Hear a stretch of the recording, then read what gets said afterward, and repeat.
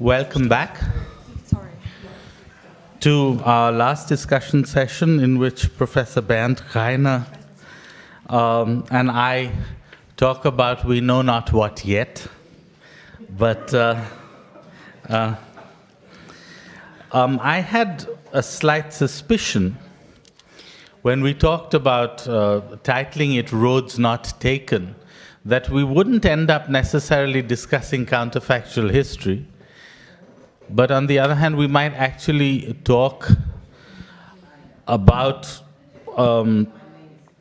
what may or may not have happened as a result of the Bandung conference. And let me start by asking a very open-ended question. In the history of the Cold War, where would you place Bandung? What does Bandung do for the Cold War narrative? That's a perfect way of opening a discussion, to ask a question like this, which invites you for a 45-minute lecture. Yes. But let's boil it down to maybe three brief answers. I mean, if I read our discussion over the last 2 days correctly, there were various takes, also relating to the Cold War, of course.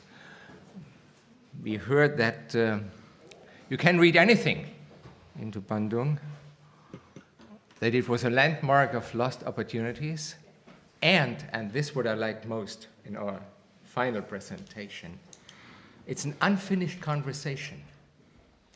And why an unfinished conversation? Because it picks up issues which were addressed during the Cold War, but not in the way they should have been addressed.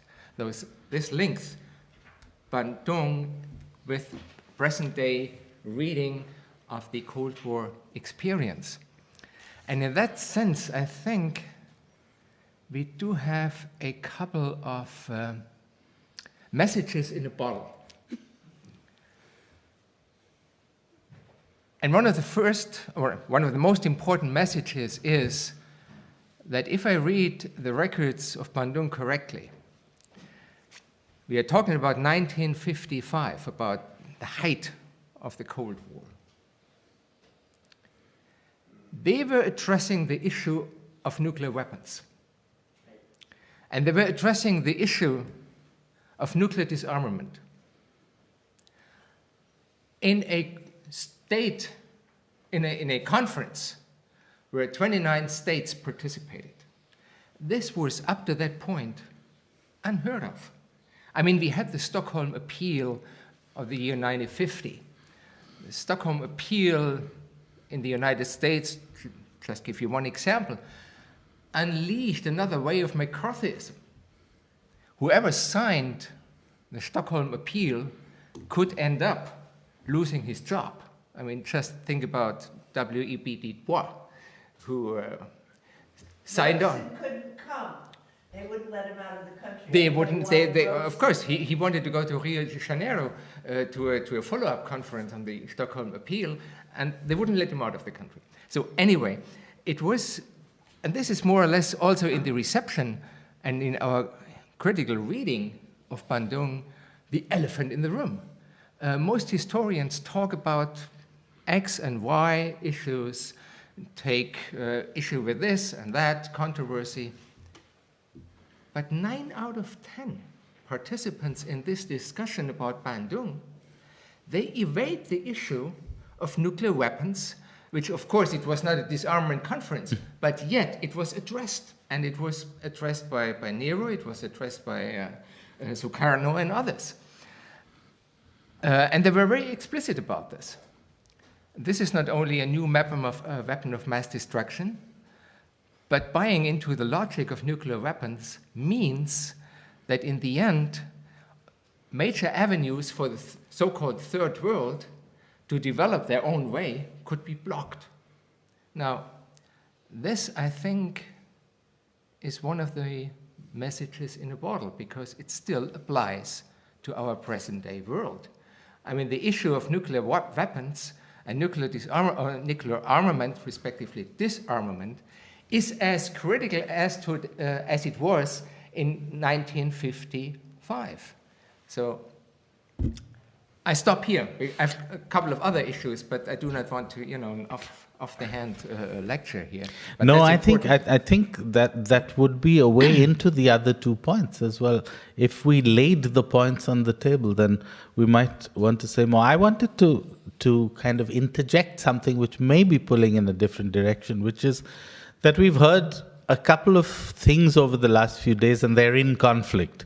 One is that Indonesia takes the lead in this, that the Indians are the big power there, but they don't actually do very much, which is at odds with an earlier narrative, which used to be also a part of the telling of the story of Bandung, which is that India takes the lead and then decides not to be too prominent in the discussions, because if it is too prominent, then it defeats the purpose of presenting Indonesia as an equal ally. Which one is true?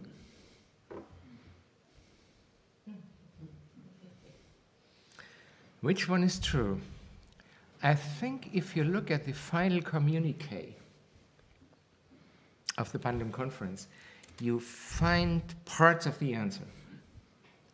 I mean, this notion of we agree to disagree, and we allow different perspectives on a shared issue, on a shared problem. This is often interpreted as a sign of weak compromise or a road not taken. I think it was a strong hint into a way how to deal in the framework of the Cold War with controversial issues. I mean, what did the Cold War require? It required to take sides, right? And here you have a conference where the major conveners claim, hey, wait a minute, you do not have to take sides. We agree on the issue, everyone can table their concerns, and for a while we agree to disagree. Think about the end of the Cold War and the process which was started in 1975 at the conference in Europe on European security. The same issue was brought up in this conference on European security and cooperation, 1975 onwards till 1989, carrying on into the early 21st century.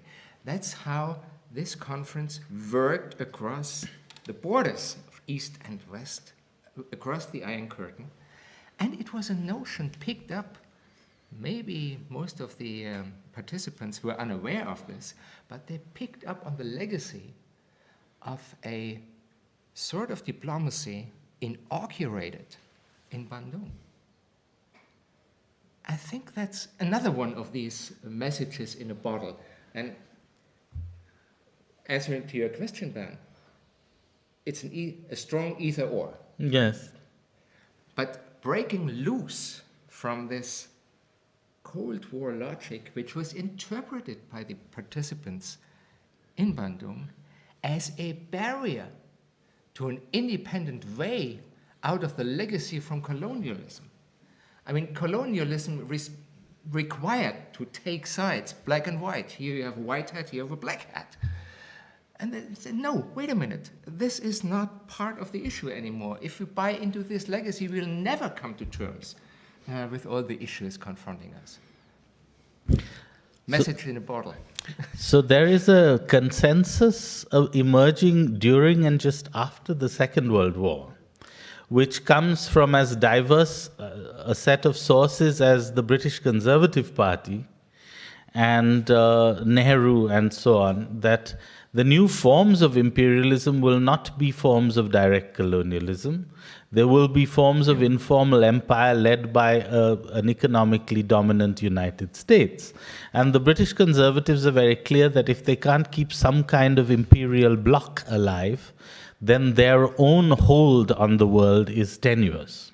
That basically that's the point of trying to create an empire dollar pool, sterling reserves and dollar saving and dollar earning. And also this plays a strong role in the timetable and levels of what colony can be let go first. So Malaya cannot go because both rubber and tin are huge dollar earners. And certain other places can go now because they could be jettisoned without too much harm to the British balance of payments. But then this is a rearguard action which only lasts a certain number of years. Now, within this change, there are all these maneuvers of the former British colonial powers and also of former British colonies, which have their own kind of local spheres of influence. So if you can maybe see India as an emergent local point of prestige, if not as yet power, in part because they are geographically located where they are, which is what they claim, in part because they start the chain of independent Asian countries in many ways, and in part because they become the point through which many other independence movements pass. Now, when that starts to happen,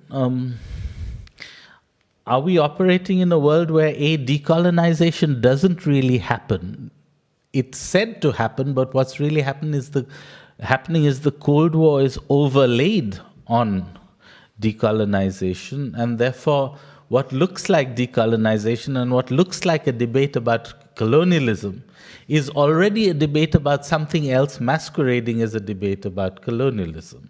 So what you're actually getting is an organized situation here where we can all denounce colonialism in all its forms because nobody will admit anymore to being a colonial power.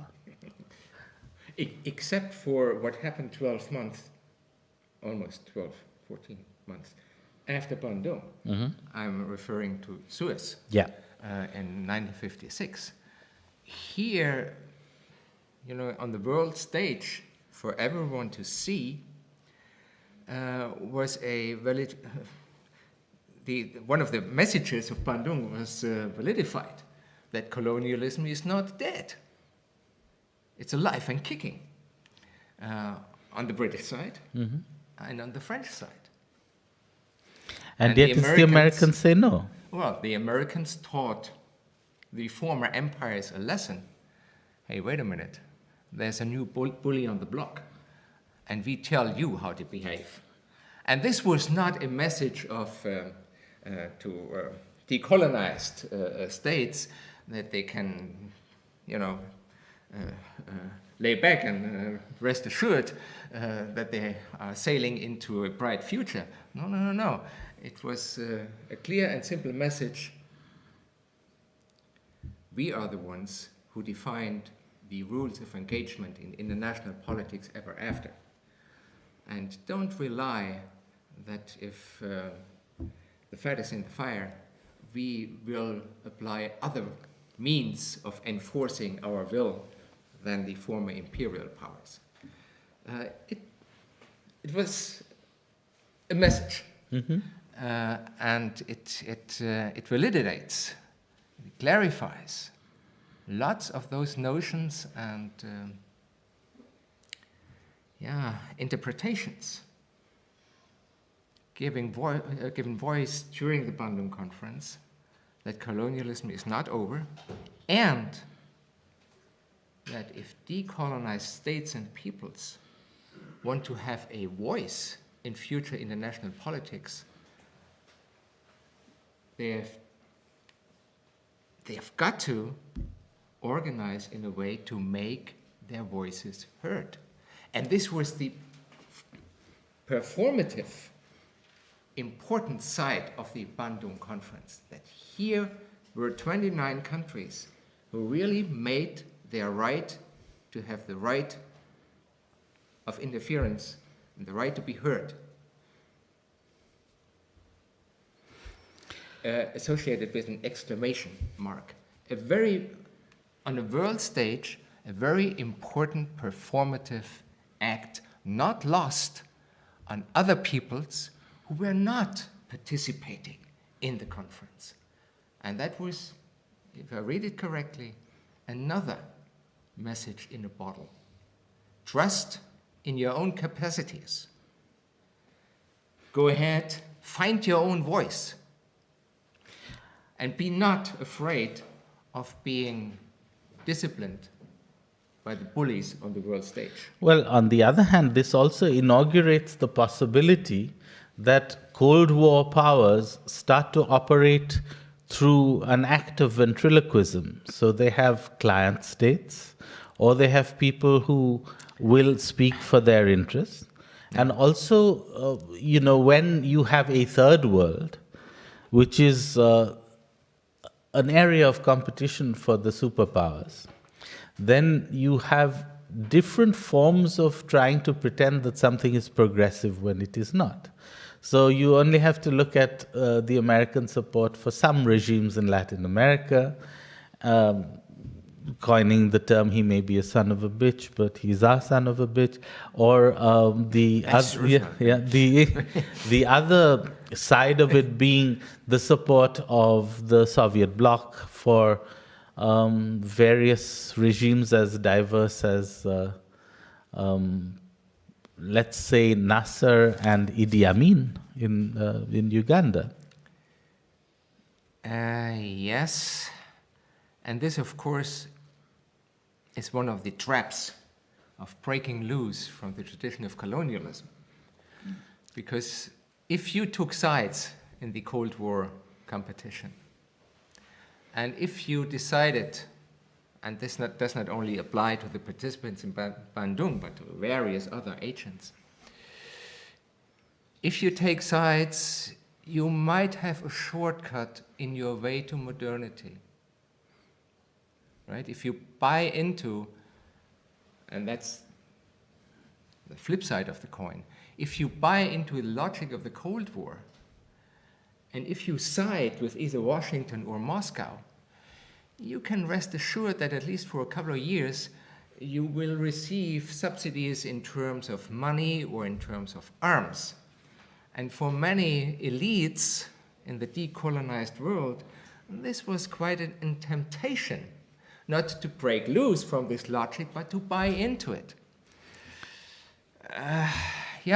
Well, it works for India in a different way. It works for India in a different way. If you are, or any country that is within quotes non-aligned, though I think it was the Polish economist Kalecki who came up with the term, he said, India is the clever calf that suckles two cows, the capitalist and the socialist. It has a different metaphor of the tail wagging the dog, right? I mean, in India is a perfect case in point. Barbara Tuchman coined this phrase, wagging the dog. She made this brilliant point of saying, well, it's enough to threaten your camp to blackmail your donor. So you signal to Moscow, in the case of India, we have second thoughts about our, rapprochement, or whatever you might call it. And we have an option. We have an option to not necessarily switch into the American camp, but to think about our informal alliance. This was enough. This was enough for Moscow to say, hands up, surrender, unconditional surrender. How much do you want? Which developmental project do you have online right now? Do you need a new dam? Do you need a new power whatsoever? House? Do you need atomic energy? Do you need somewhere? Well, anyway. And the most clever agent in that case was Fidel Castro. I mean, he does not apply to Bandung, but later on, 61, following 1961 to the non-aligned movement. I mean, Moscow accepted anything what Castro suggested. When he suggested to literally annihilate the United States by preventive atomic war, Khrushchev said, wait a minute, we won't do it. But not for a minute did he think about not further giving economic assistance or military assistance to Cuba. this runs down for the next 2 or 3 decades. Castro is a loose cannon, especially in Africa in the 1970s.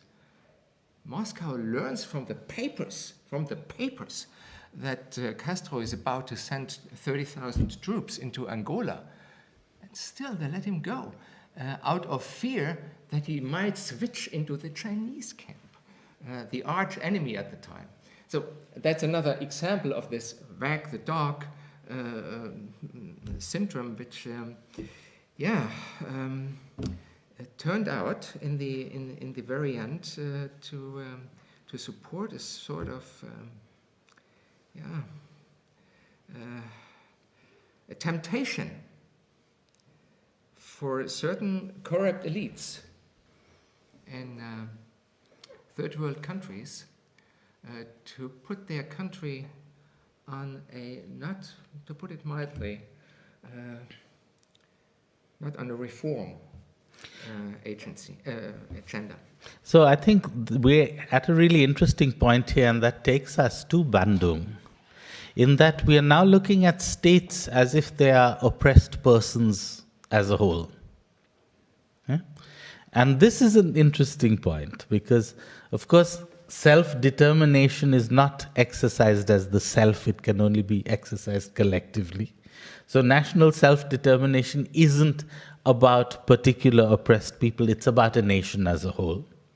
And when you start to think in those larger categories, then you do have the problem that in a Cold War perspective, it's not a communist movement supporting a class in an oppressed constellation.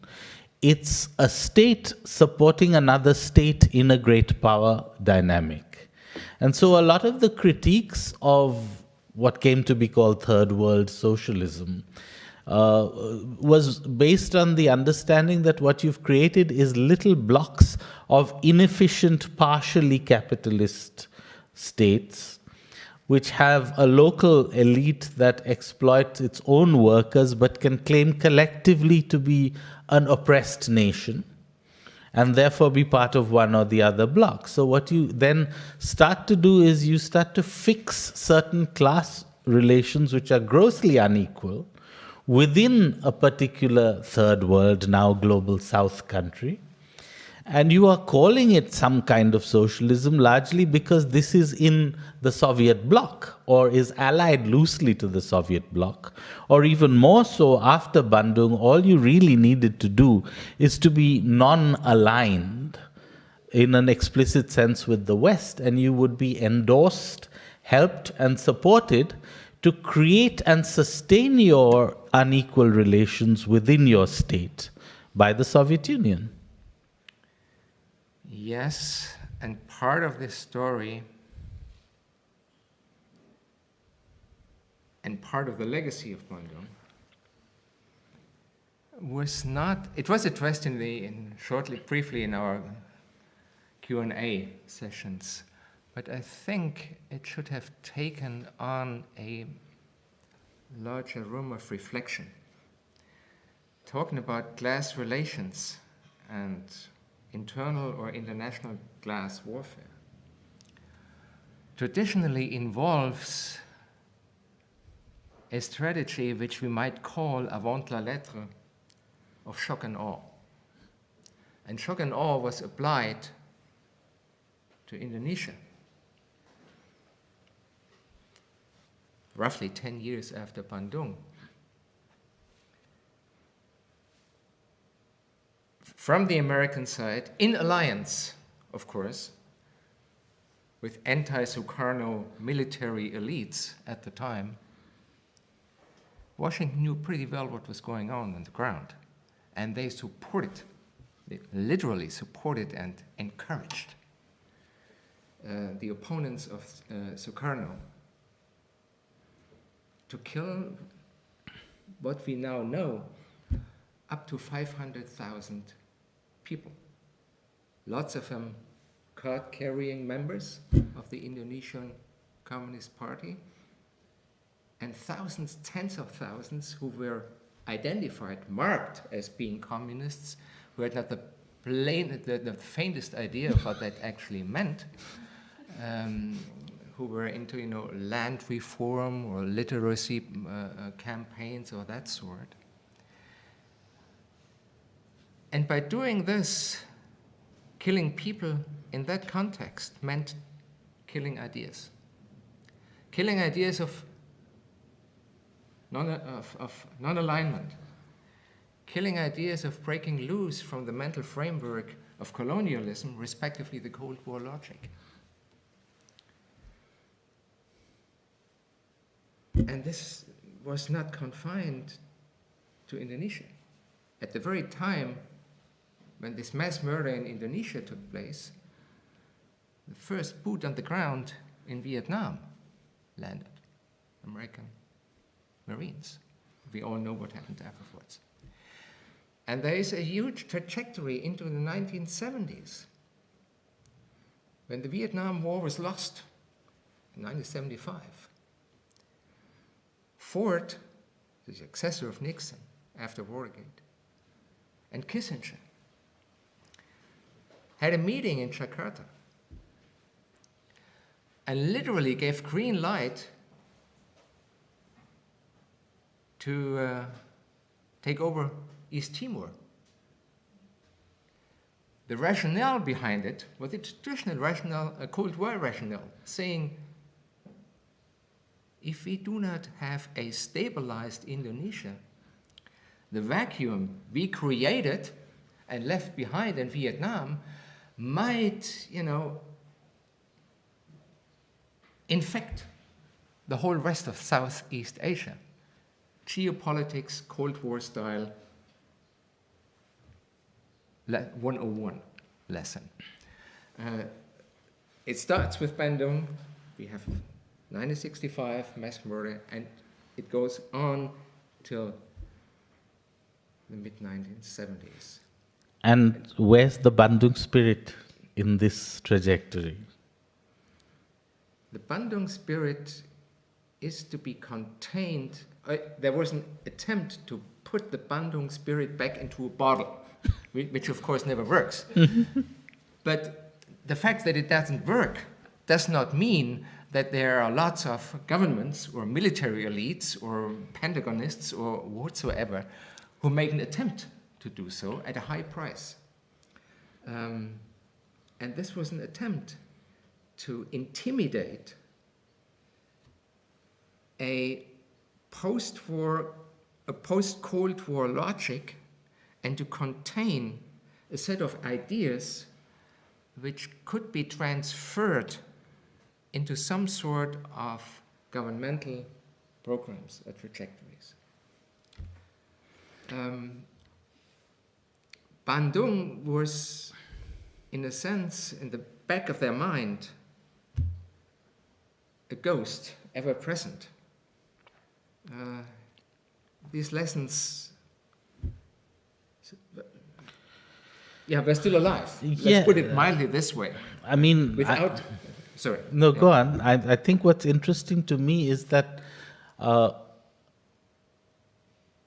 in 1965, on the island of Bali, you would scarcely be able to talk about the Bandung spirit amidst the massacres. So either it goes elsewhere, or it wanders around, or it comes back.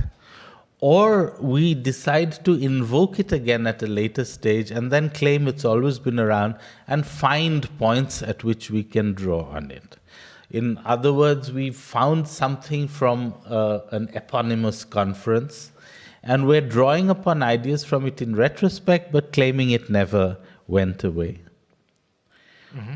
Or we have revived it again as an intellectual or an emotional resource later, and that the Bandung spirit then is completely detached from anything that might have happened at Bandung.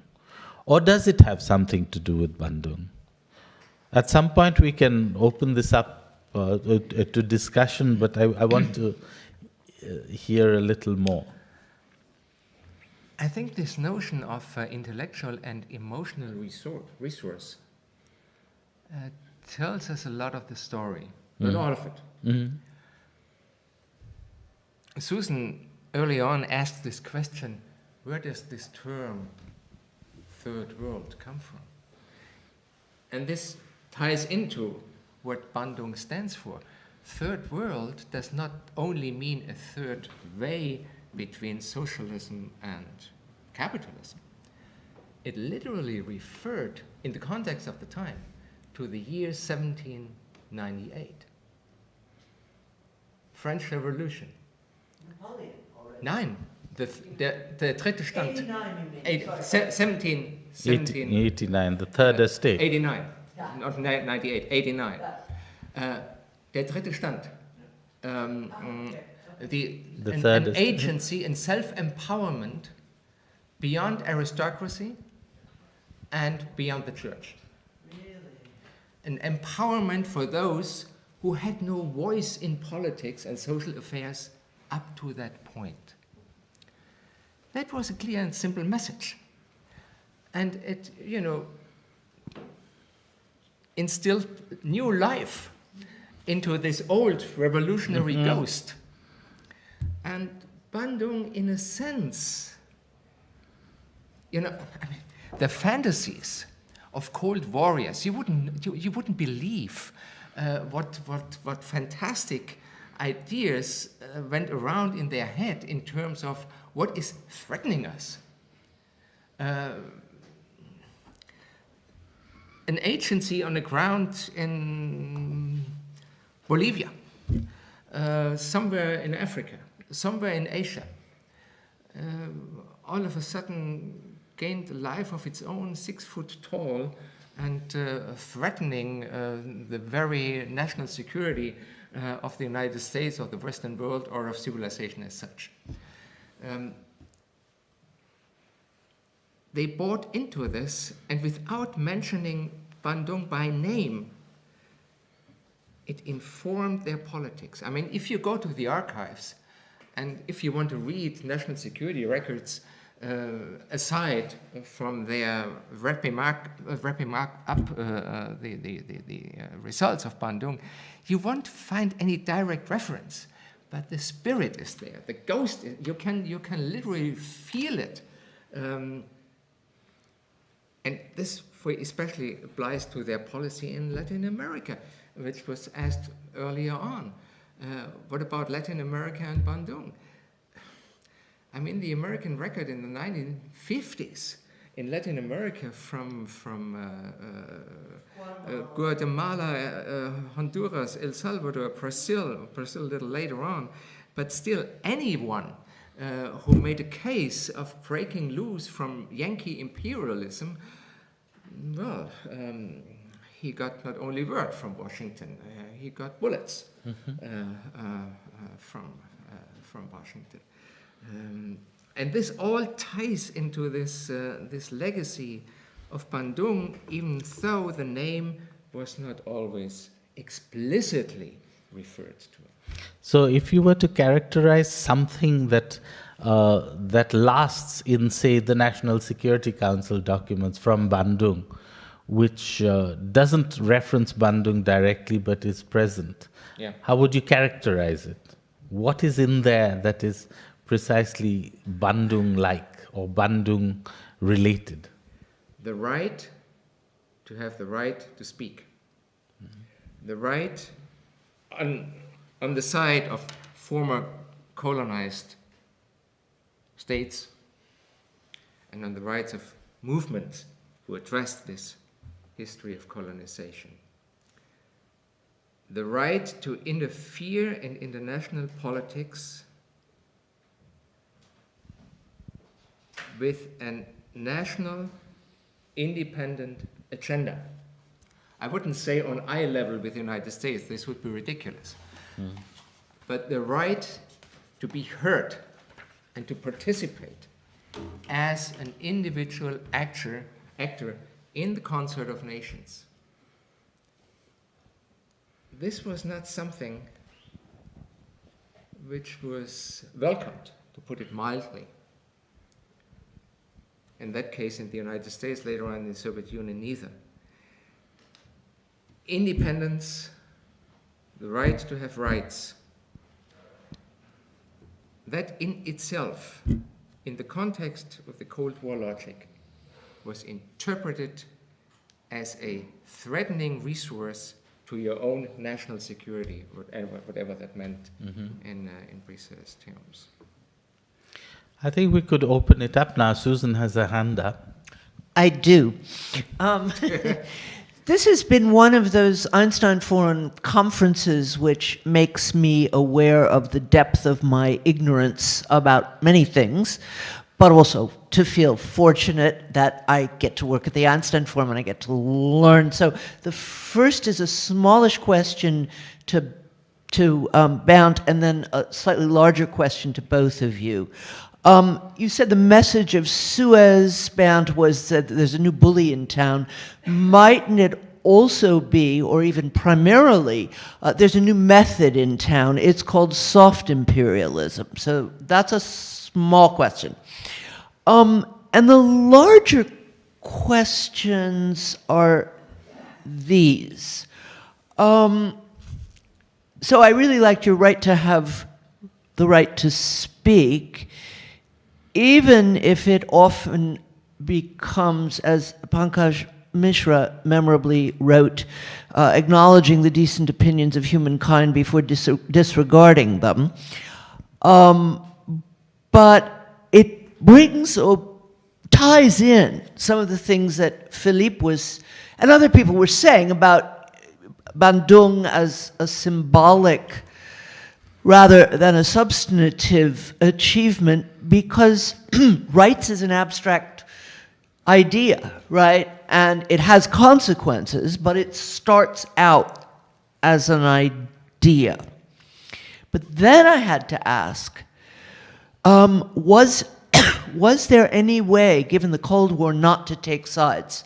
That is, could one actually be non-aligned? Was the whole idea of non-alignment hopeless in a world basically ruled by two nuclear powers?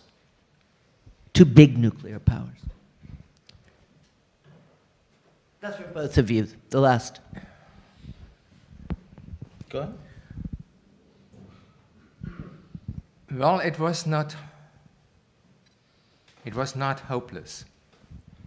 It was not a recipe for success, but it was not hopeless. And written into the history, the overarching history of the Cold War, we have again and again, we witness these efforts made in the hope to make de-alignment or non-alignment work.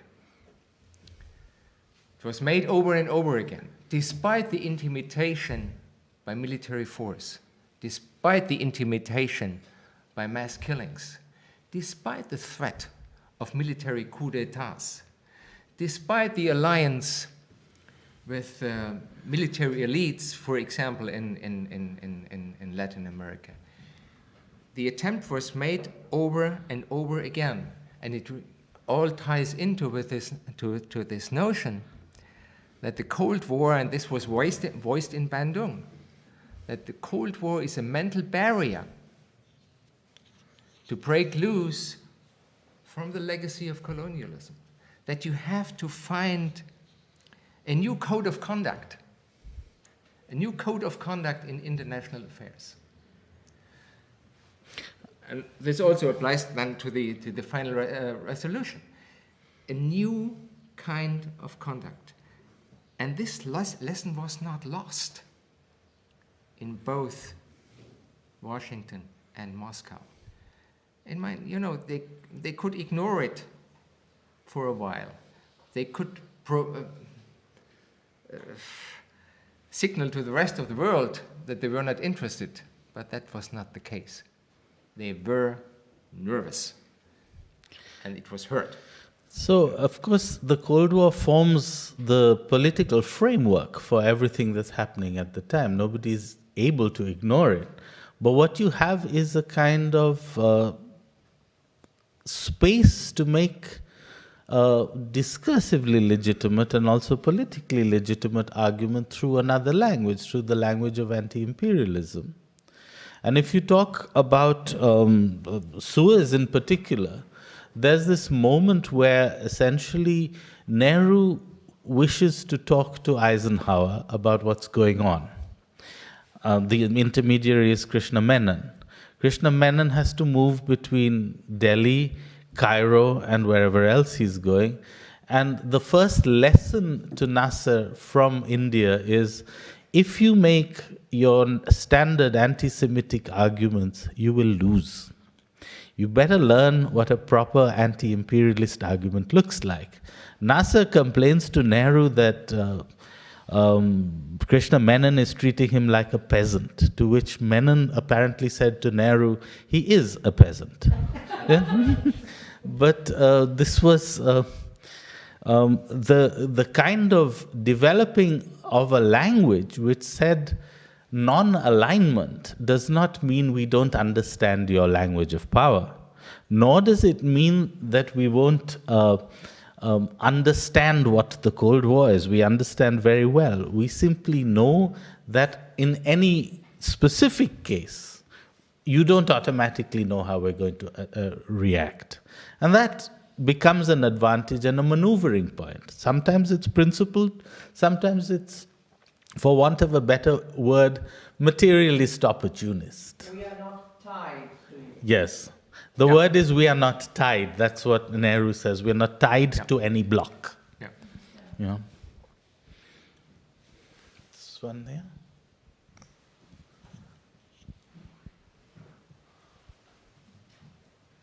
I can take it. If it's switched on. Okay. I just want to add something positive. I think the third path you just described, Benjamin, includes finance politics. Includes what? Finance politics. Finance politics, especially the Muslim banking or the banking in India. None of these states were infected by the Lehman Brothers big crisis for the whole financial world, because they developed their own skills out of their own traditions. This is for me the banking spirit. I would probably not agree with that. I think the idea that basically a small internal and protected economy has a kind of superior system of non-exploitative banking is wrong. In fact, in India, as one of the paradigmatic third world socialism, or Indonesia is the best example for that, for a very, very good banking. I mean, Islamic banking is a legitimating framework. It's not necessarily how banking is done. How? It works. Actually, Islamic banking is the same as the kind of banking that powered German industrialization. Yeah. It's commanditative banking. Yes. And it has a very clear rationale. It works. The thing is whether the economy is insulated or not. And to an extent, I do not really know about the details of the Indonesian economy, but the crisis of the Lehman Brothers did not affect Indian banking system, but it wiped billions of Indian stock market, and it gave Indian economy a jolt, and it brought about considerable economic dislocation. Yes, but it didn't affect the Indian banks. No, that's because the Indian economy has not been liberalized to the extent that the larger financial interests in the world have wanted. So there is that foot dragging on part of India, which in this case, for instance, had a beneficial effect, if you would think in terms of the banking system, but it does not insulate you completely. And That is that's the point. and that's also a 60-year jump in context, Correct. because we're moving from the very protected, insulated economies of the 1950s and 60s to a post-liberalization, much more market-based, stock market, mobile company economies of the post-1990s, which is a very different world, I think. It's also very post-Cold War. Sorry. Go on. You can make a case how Cold War economics literally tied the hands of lots of third world countries during the Cold War. Think about Reagan in the early 1980s. The American budget did not allow the resources for his rearmament program. So what he did, he was literally inviting international capital to come to the United States, which meant that on an international financial market, interest rates skyrocketed through the wall. Step 3, those third world countries who were indebted on the international financial market all of a sudden could no longer serve these skyrocketing interest rates, which meant that at the time, infantile death rates in Latin America doubled, or were threefold, because the public health services in these countries could no longer be supported by local and national means for this very financial trap in interest rates. This related directly to a Cold War logic transferred into the financial market. And I only mentioned this example because it gives you a vague idea of how difficult or at times impossible it was to break loose from these confines of international capitalism and to really make good on these promises of Bandung for a national independent way into a decolonized world. It was easier to claim this project than to realize it, given these confines I just mentioned. King Shuk, I think, had a question.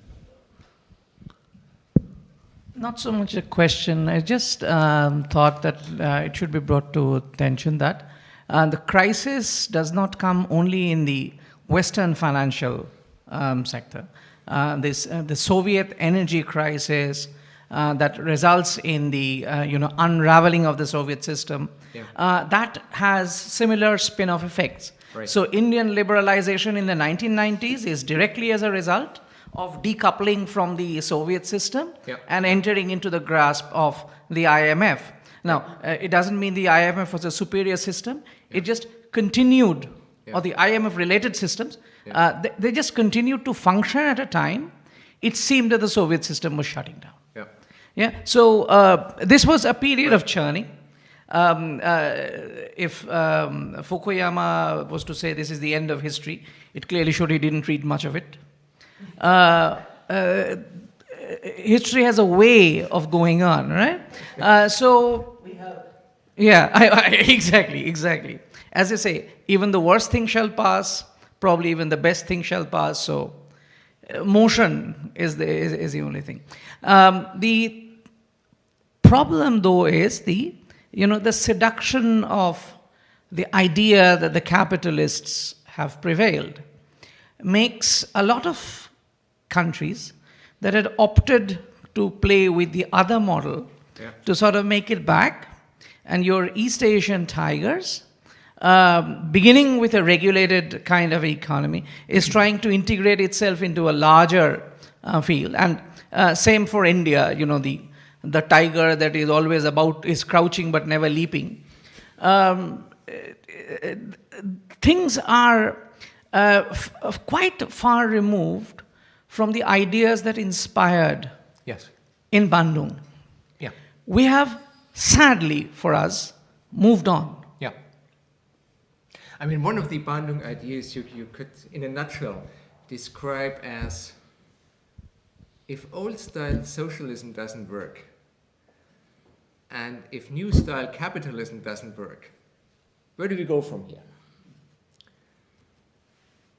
How do we, set a course which avoids the mistakes on the record for both sides? And how do we steer an independent course? This very question was more or less directly or indirectly posed in the context of Bandung. And it was, as you say, it was lost in the event for different reasons, be they economic or military pressure or whatsoever. But coming back to the question, what is the lesson? I think these ideas are still valid to reflect on our present-day world. I mean, if we do not engage in intellectually formulating ways out of this internationalized financial capitalism, we have a problem. We have a problem. Can I divide that actually into two aspects of the same set of concerns?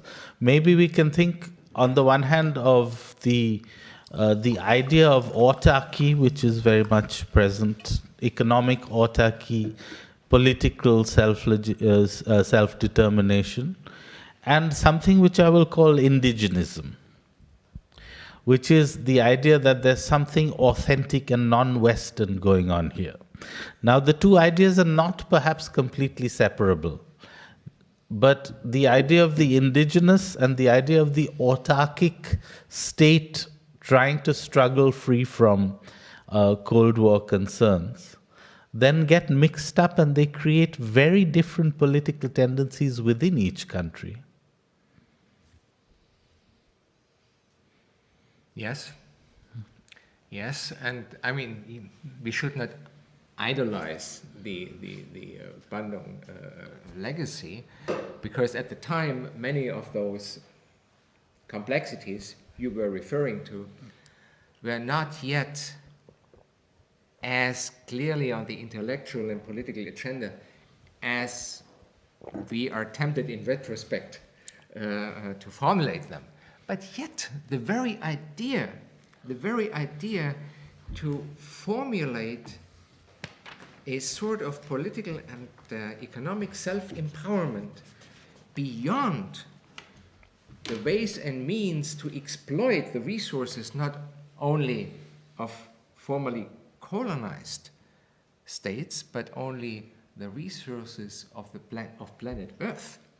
This idea is still, and I would insist on this is still on the table, given all the complexities we witness today. Of course, the task has not become easier, but this does not mean that the very notion to find ways and means to come to terms with it is no longer valid. On the contrary. Which the same lesson applies to nuclear weapons, which I started off with in our discussion. Same story, still valid, still present.